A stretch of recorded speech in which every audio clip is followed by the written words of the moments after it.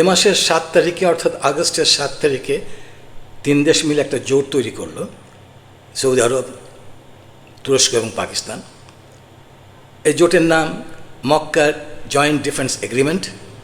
আমরা এটাকে মক্কা চুক্তি বলতে পারি, মক্কা জোট বলতে পারি। এবং এই জোটের যেটা সেক্রেটারিয়েট সেটা হলো সৌদি আরবে। এই জোটটাকে অনেকেই মানে নেটো, ইসলামিক নেটো হিসাবে বলে থাকেন, অবশ্যই যদিও এই তুলনাটা পুরোপুরি ঠিক না। শুধু এক জায়গায় আমরা একটা মিল দেখতে পাই, সেটি হলো যে এই যে নেটোর কথা বলা হচ্ছে, নর্থ আটলান্টিক ট্রিটি অর্গানাইজেশন, এটা আমরা জানি যে 1949 সালে এটা প্রতিষ্ঠা করা হয় এবং এর একটা ডিফাইন্ড অবজেক্টিভ ছিল, কিন্তু দুটো ইম্পর্টেন্ট আরও আছে, বাট এই দুটো ইম্পর্টেন্ট। সেটি হলো যে সোভিয়েত ইউনিয়ন, তখন অবশ্যই রাশিয়া ছিল না, মানে সব মিলে সোভিয়েত ইউনিয়ন ছিল, তার প্রভাব বলয় থেকে পৃথিবীকে মুক্ত করা, বিশেষ করে কমিউনিজমকে প্রতিহত করা এবং ওই যে ইউরোপে স্থিতিশীলতা ফিরিয়ে আনা। এখন এই ধরনের কোনো অবজেক্টিভস কিন্তু আমরা এই মক্কা চুক্তিতে দেখতে পাচ্ছি না। তবে একটা জায়গায় একটা মিল আছে, মানে বড় মিল, সেটি হলো যে নেটোর যে আর্টিকেল 5 বলা আছে যে এই নেটো যদি কোনো সদস্য রাষ্ট্রের উপর এক আক্রমণ হয়, তখন এই আক্রমণটা বিবেচিত হবে যে সমস্ত সদস্য রাষ্ট্রের উপর আক্রমণটা করা হয়েছে এবং এটাকে প্রতিহত করা, যৌথভাবে প্রতিহত করার ব্যবস্থা রয়েছে। ঠিক এইরকম প্রভিশনটা আছে মক্কা চুক্তিতে। কিন্তু ওই যে বললাম যে মক্কাতে মানে কোনো ডিফাইন্ড অবজেক্টিভস নেই, ওখানে তো একটা যে নেটোর ব্যাপারটা আমরা জানি যে কি করতে হবে, কে প্রতিপক্ষ, কে সত্য, এগুলো বলা আছে। কিন্তু এখানে ঠিক আমরা বুঝতে পারি না যে এটা কেন করা হলো। এটা কি ইন অ্যান্টিসিপেশন করা হয়েছে যে কোনো হতে পারে, তাই হবে, কারণ এমনি সামনাসামনি তো কেউ নেই।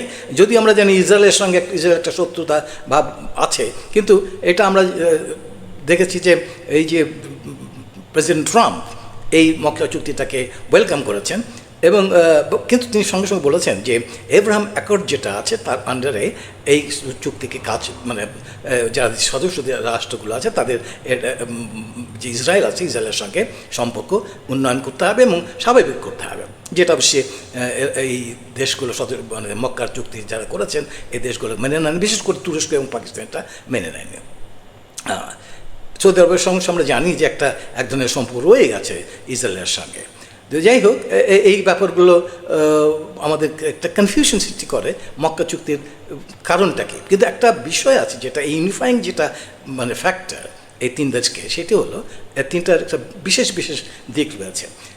সৌদি আরবের অর্থবল, পাকিস্তানের সামরিক শক্তিবল, সামরিক যে জনবল, এবং বিশেষ করে তার নিউক্লিয়ার আমব্রেলা যেটা আছে, অর্থাৎ তার আণবিক পারমাণবিক শক্তি, এবং তুরস্কের প্রযুক্তিগত যে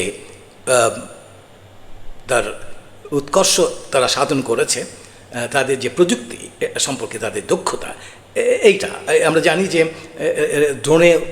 ড্রোন তারা তৈরি করেছে, ভীষণ উন্নত মানের ড্রোন, বাইরেক্টরের কথা আমরা কেউ ভুলব না। এছাড়া আমরা জানি যে সম্প্রতি তারা ইন্টারকন্টিনেন্টাল ব্যালিস্টিক মিসাইল তারা প্রকাশ করেছে, জনসমক্ষে নিয়ে এসছে। ইন্টারকন্টিনেন্টাল ব্যালিস্টিক মিসাইল মানে হচ্ছে আন্তঃমহাদেশীয় ক্ষেপণাস্ত্র, এটা তারা এনেছে। এবং অন টপ অফ এটা তারা একটা কাজ করে, সেটা হচ্ছে যে টাইখান বলে তারা একটা যুদ্ধ বিমান তারা তৈরি করেছে, জেট ফাইটার্স টাইখান। সেটা স্টেলথ যুদ্ধ বিমান। এটা আমরা জানি যে F-35 যেটা আছে আমেরিকার স্টেলথ ফাইটার, সাংঘাতিক দুর্ধর্ষ যুদ্ধ বিমান, ঠিক সেই রকম এই যুদ্ধ বিমানটি টাইখান যে বিমানটি তারা তৈরি করছে। ন্যাচারালি সৌদি আরব, অবশ্যই সৌদি আরব এখন এর সঙ্গে যুক্ত হচ্ছে এবং মানে পাকিস্তান তো যুক্ত হতে পারবে না, কারণ আর্থিক ব্যাপারটা রয়েছে, কিন্তু পাকিস্তান এই প্রযুক্তিটা তারা লাভ করতে পারবে এবং সৌদি আরব সেখানটাতে জয়েন্টলি প্রডিউস করছে। তো এটা একটা বিশাল ব্যাপার, এই প্রযুক্তিগত যে দক্ষতা নিয়ে এসছে, তুরস্কে রয়ে গেছে। এখন প্রশ্ন হলো যে এই চুক্তিটা না করলে কি অসুবিধা হতো 3 দেশের মধ্যে? কারণ তাদের দ্বিপাক্ষিক চুক্তি তো রয়ে গেছে, পাকিস্তানের সঙ্গে আমরা জানি, সৌদি আরবে রয়ে গেছে। কিন্তু এই ত্রিপক্ষীয় চুক্তিটার একটা বিশেষ কারণ রয়েছে, কারণ এইটা ওই যে বললাম 3টি বলের যদি সমন্বয় হয়, অর্থাৎ তিন দিক থেকে অর্থের ব্যাপার আছে, প্রযুক্তির ব্যাপার আছে, এবং সামরিক যে মানে সৈন্য ব্যাপারটা সেটা আছে। আমরা জানি তুরস্কের এই যে নেটো আছে, নেটোর কিন্তু 2nd লার্জেস্ট আর্মি যেটা, সেটা তুরস্ক থেকে। সুতরাং তুরস্কে অত আর মানে সামরিক লোকবল দিতে পারবে না যেটা পাকিস্তান দিতে পারবে। তো এইগুলো কারণ চিন্তা করে এই যে জোটটা, এই জোটটা তারা করেছে। এখন এই জোটে বাংলাদেশ কি যোগ দেবে, এই প্রশ্নটা এখন সবার মনে আছে, এবং এই জিনিসটা এখন অনেকেই নিয়ে কথা বলছেন। আমরা দেখব যে এই জোটে বাংলাদেশ যোগ দিলে কি লাভ হবে, কি ক্ষতি হবে, এগুলো একটু আলোচনা আমরা করি। আমরা জানি যে আচ্ছা, এই যে জোটে যদি বাংলাদেশ যোগ দেয় আমরা কি পেতে পারি, এটা আমরা একটু দেখে নিই। সেটি হলো যে অনেকে যেটা বলছেন, আমি ঠিক 1 নম্বর 2 নম্বর এভাবে বলছি না, কেউ বলছেন যে আমাদের তো যে ইউএনওতে যে আমরা সৈন্য পাঠাতাম, এই সৈন্য তো অনেক সংখ্যা কমে গেছে। এখন এই জোটে আমরা গেলে তাহলে কিন্তু আমরা আমাদের সৈন্য পাঠাতে পারবো এবং তাদের একটা বড় আর্থিক লাভ হবে। অর্থাৎ আমরা জানি যে এই সমস্ত জায়গায় কাজ করলে অনেক টাকা পাওয়া যায়, তো এটা তাদের সুবিধা হবে। কিন্তু আমাদের একটু মনে রাখতে হবে ইউএনওর ব্যাপারটা আর এই ব্যাপারটা দুটো আলাদা। ইউএনওটা হচ্ছে পিস কিপিং একটা, যদিও সেখানে রিস্ক রয়ে গেছে, কিন্তু এখানে কিন্তু পিস কিপিং ফোর্স না, এটা আপনি কমব্যাট ফোর্স হিসাবে যাবে, এবং এখানে রিস্ক মারাত্মক। আমরা জানি যে একটা ভোলাটাইল প্লেস এই যেটা আছে মিডল ইস্টে, তো কখন কোথায় যুদ্ধ লেগে যায় কিছু বলা যায় না। তো এই রিস্কটা রয়ে গেছে। তবে হ্যাঁ, ওই যে টাকা কথা বলা হচ্ছে তারা সৈন্যরা পাবে। দ্বিতীয় কথা হলো যে বাংলাদেশ যদি এর সঙ্গে জড়িত হয় তাহলে এই যে প্রযুক্তির ব্যাপারটা আছে এর সঙ্গে তারা জড়িত হলে প্রযুক্তির থেকে কিছু লাভ হবে, অর্থাৎ তারা তাদের মানে যে স্কিলটা আছে সেটা ডেভেলপ হবে, তারাও জানতে পারবে, এবং তারা ওই যে জিনিসগুলো, যে অস্ত্রগুলো যেটা মানে মডার্ন অস্ত্র তৈরি করা হচ্ছে, এটা তারা সহজে কিনতে পারবে।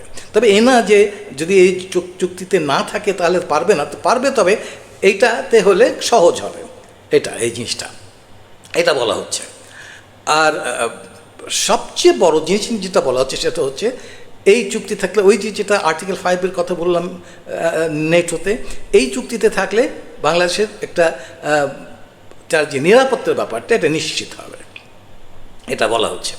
অর্থাৎ সেটা একটা ডিটারেন্স হিসেবে থাকে, প্রতিষেধক। আমরা জানি নেটোতে অনেকেই কিন্তু মেম্বার না, এখন মেম্বার হতে চাচ্ছে, ইস্ট ইউরোপিয়ান অনেক কান্ট্রি হতে চাচ্ছে, আমরা জানি। কারণ একটি আছে যে নেটোর মেম্বার হলে তাহলে অন্য দেশ এখানে আক্রমণ করতে সাহস পান, বিশেষ করে রাশিয়া সাহস পাবে না, এটা আমরা জানি। এবং আমরা জানি যে ইউক্রেনও সে বহুদিন থেকে চেষ্টা করছিল নেটোর মেম্বার হওয়ার জন্য, ইউরোপিয়ান মানে ইউনিয়নের মেম্বার হতে পারেনি। তো যাই হোক, এই কারণগুলো রয়ে গেছে। তো এখন এই যে বাংলাদেশের যে নিরাপত্তার ব্যাপারটা বলা হচ্ছে, এখন একটা জিনিস আমাদের মনে রাখতে হবে, এই নিরাপত্তাটা কেন, আমাদের ভালনারেবিলিটিটা কোথায়। এক্ষেত্রে আমরা যদি দেখি যে আমাদের একটা প্রতিপক্ষ থাকতে হবে। প্রতিপক্ষটা কে? এখানে যদি আমরা দেখি, এদিক সেদিক তাকিয়ে দেখি, কোথাও খুঁজে পাই না, শুধু বাড়ির কাছে ওই যে পড়শি আছে তাকেই আমাদের মনে হয়। অর্থাৎ এই যে ভারত, এই ভারতের প্রশ্নটা চলে আসে। এখন একটা পারসিভ থ্রেট ভারত আমাদের কাছে, অবশ্যই এর কারণটা হলো ভারত নিজেই। যাই হোক, এটা মানে জয়েন করলে যারা এর পক্ষে আছেন তারা বলছেন যে এটা ওই যে বললাম যে সাইকোলজিক্যাল একটা ব্যাপার থাকবে, সে নিরাপত্তা বোধ করবে, এবং ভারত যখন একটা জোটে আছে তখন একটা আক্রমণ করার একটা সাহস সহজে পাবে না। তবে এখানে একটা পয়েন্ট আছে, সেটি হলো যে যদি জাস্ট একটা আনলাইকলি সিনারিও যেটা একটা হতে পারে, যদি কল্পনা করা হোক যে ইন্ডিয়া ভারতকে বাংলাদেশকে আক্রমণ করছে, তো সেক্ষেত্রে হ্যাঁ পাকিস্তান তুরস্ক হয়তো আসবে, কিন্তু what about Saudi Arabia? Saudi আরব কী করবে? কারণ সৌদি আরবের সঙ্গে ভারতের সম্পর্কটা অত্যন্ত গভীর, অর্থনৈতিক আছে, স্ট্র্যাটেজিক রিলেশনশিপ আছে তাদের সঙ্গে। এখানে বিলিয়ন ডলার ইনভেস্ট করেছে অলরেডি, $100 বিলিয়ন একটা পাইপলাইনে আছে এদের ভারতের কে সাহায্য করার জন্যে। ভারতের কমপক্ষে 40টা কোম্পানির হেড অফিস আছে সৌদি আরবে। তখন এই ক্ষেত্রে সৌদি আরব কী করবে? এই প্রশ্নগুলো রয়ে গেছে কিন্তু। সুতরাং চট করে বলা যাবে না যে এই যদি এটা হয় তাহলে এসে বিগ ইফ, কিন্তু হলে একটা সমস্যা রয়ে যাবে। আর এই যে আরেকটা কথা হলো যে ভারত কেন, ভারত অবশ্যই এটা বিরোধিতা করবে আমরা জানি, যদিও তারা বলছে না ওইভাবে, ওপেনলি বলছে না, কারণ এটা বলাটা ঠিকও হবে না। কারণ আমরা আমাদের দেশে ইন্টারেস্ট নিয়ে আমরা দেখব কোথায় গেলে কি করলে আমাদের জন্য ভালো হয়। সেক্ষেত্রে ভারত বললে বরং এটা কাউন্টার প্রোডাক্টিভ হবে, আরও বেশি তার ভারতের বিরুদ্ধে যাবে। সুতরাং ভারত এটা বলতে পারে। তবে ভারত যেটা বলছে সেটা হচ্ছে যে ওই জয়সওয়াল যেটা বলেছেন, অর্থাৎ মানে পররাষ্ট্রমন্ত্রীর যে মুখপাত্র, মন্ত্রণালয়ের মুখপাত্র, সে বলেছে যে আমরা এটা আমরা অবজার্ভ করছি, আমরা দেখছি, নিবিড়ভাবে পর্যবেক্ষণ করছি এই জিনিসটা তারা দেখছে। তবে হ্যাঁ, তারা নিশ্চয়ই মানে এর মধ্যে খুবই অশান্তিতে ভুগছে, তাদের একটা সমস্যা রয়ে গেছে, একটা রিয়েল প্র্যাকটিক্যাল সমস্যা রয়ে গেছে। কারণ তারা জানে, তারা যেটা ভয় করছে সেটা হচ্ছে যে এই চুক্তিতে যোগ দিলে ভারত বাংলাদেশ ন্যাচারালি বাংলাদেশে তুরস্ক আসবে। তুরস্ক কিন্তু মনে রাখতে হবে, ভারত মনে করে তুরস্ক একটা তার বড় শত্রু, পাকিস্তান তো আছেই, তো পাকিস্তানের অ্যাক্টিভিটি থাকবে, তুরস্ক আসবে। সুতরাং ওই যে ভারতের ইস্টার্ন সাইডে পূর্ব দিকের যে ব্যাপারটা, তখন তাদের একটা মাথা ব্যথা হয়ে যাবে যে নিরাপত্তার ব্যাপারটা, তারা চিন্তা করছে ওইভাবে। এবং আরেকটা জিনিস সেটা হচ্ছে যে তারা মনে করছে যে এরকম এই যে বঙ্গোপসাগর এবং বঙ্গোপসাগর এবং ভারত মহাসাগরের যে বিষয়টি আছে, অর্থাৎ এখানে তারা মনে করতো তারা অনেকটা সেফ ছিল, যে এটা দাদাগিরি তারা করতো এইখানটায়, এই মানে ম্যারিটাইম যে সিকিউরিটির ব্যাপারটা আছে, তারা সেখানে খুব নিরাপদ বোধ করতো। এবং তারা এখন ভাবছে যে যদি এটা বাংলাদেশ জয়েন করে বসে তাহলে কিন্তু তখন নেভাল এক্সারসাইজ এখানে আসবে এবং তখন এটা ওপেন হয়ে যাবে, এবং ওই যে একচ্ছত্র যে তার মানে সেখানে বিচরণ এটা বন্ধ হয়ে যাবে, থাকবে না, কারণ সেখানে অনেকে আসবে। তো এই জিনিসগুলো তারা ভয় করছে এবং দেখছে। তো এখন একটা জিনিস ভারতকে মনে রাখতে হবে, তো একটা জিনিসটা তো বাংলাদেশের সবসময় যে ভারতে একটা অসুবিধা হলো, যে খুব প্রবলেম হলো তার মাইন্ডসেটটা, ওভার বেয়ারিং। সে সবসময় মানে সব কিছু নিজে কন্ট্রোল করতে চায়। আর আশ্চর্য, বাংলাদেশের একটা স্বাধীন রাষ্ট্র, তার বঙ্গোপসাগরে তার এক নিজস্ব একটা বেশ থাকবে, সে কী করবে না করবে, কার সঙ্গে কী করবে, সেটা যতক্ষণ না তোমার ক্ষতি করছে, তো সেটাও তার পক্ষে সহ্য করা সম্ভব হয় না। তো এইগুলো ব্যাপারগুলো আছে। যাই হোক, এখন এই যে জোটের ব্যাপারটি আছে এখানে বাংলাদেশের, এখন প্রশ্ন হলো যে অনেকে বলছে বাংলাদেশের কি ইয়ে করেছে, অফিসিয়ালি দাওয়াত দিয়েছে, বলে হ্যাঁ, এটা বলা হচ্ছে আনঅফিসিয়াল, বলা হচ্ছে যে তাকে অফিসিয়ালি বলা হয়েছে। তবে আমরা জানি যে তারেক রহমানকে তারা সৌদি আরব তাকে ইনভাইট করেছে, সেখানে যেতে বলেছে, এবং এখানে একটা যোগ দিতে পারে, এরকম একটা তারা ধারণা করছে। এখন আমি কি চিন্তা করছি, আমি তো এগুলো বিশ্লেষণ করলাম, আপনারা এটা নিয়ে চিন্তা করবেন কি করা যায়, মানে বাংলাদেশের জন্য কোনটা ভালো হবে। এখন যদি আমরা এটা করা যেতে পারে হয়তো, যে জিনিসটাকে একটু ডেফার করা যায়, অর্থাৎ দেখি না, কিছুদিন আমরা অবজার্ভ করে দেখি যে কি হয়, এখনই পুরোপুরি না গিয়ে। অবশ্যই আরেকটা অপশন আছে, সেটা হলো যে আমরা একটা অবজারভার স্টেটাস রাখতে পারি, অর্থাৎ একেবারে ছেড়ে না দিয়ে ওখানে একটা আমাদের উপস্থিতিটা আমরা দেখাতে পারি।